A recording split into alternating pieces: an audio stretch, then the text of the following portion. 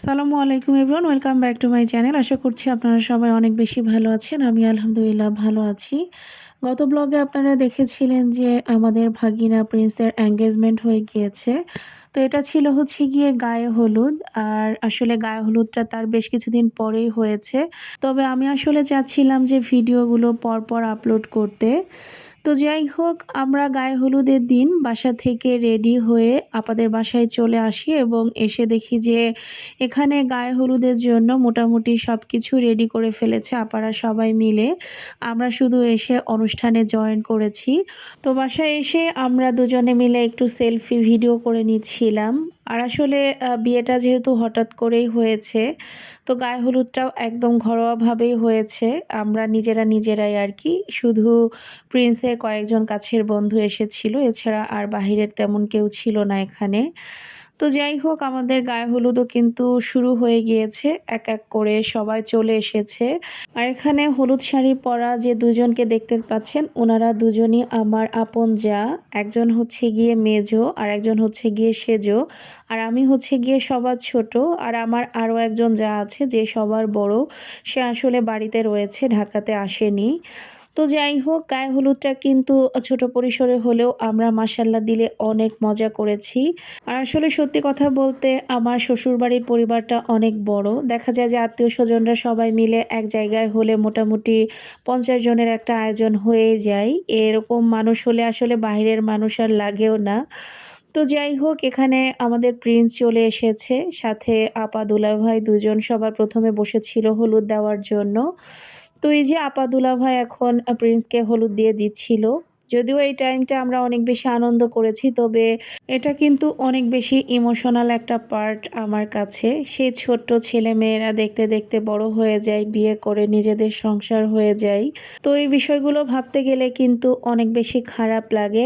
আমার নিজেরও এখন একটা সন্তান আছে, ও দিন দিন বড় হচ্ছে।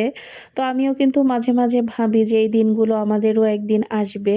তো যাই হোক, আজকে যেহেতু আমাদের অনেক বেশি আনন্দের একটা দিন, তাই বেশি ইমোশনাল কথা আর না বলি। আর এখানে ভাইয়া আর আপা প্রিন্সকে হলুদ দেওয়ার পরে এক এক করে আমরা সবাই প্রিন্সকে হলুদ দেই। আর এখানে স্টেজের সামনে যে জিনিসগুলো তৈরি করা হয়েছে, এগুলো কিন্তু বাসাতেই তৈরি করা হয়েছে এবং প্রত্যেকটা জিনিসই অনেক বেশি সুন্দর হয়েছিল। আর এখানে দেখতে পাচ্ছেন জারিফের বাবা প্রিয়ন্তী, আরও অনেকে এখানে নাচতেছিল। আসলে ভিডিওতে মিউজিকটা দেওয়া সম্ভব হচ্ছে না, তাই আপনাদেরকে কষ্ট করে শুধু নাচটাই দেখতে হচ্ছে। আর আমরাও নেচেছিলাম, তো সেই ভিডিওগুলো আসলে প্রপারলি করা হয়নি।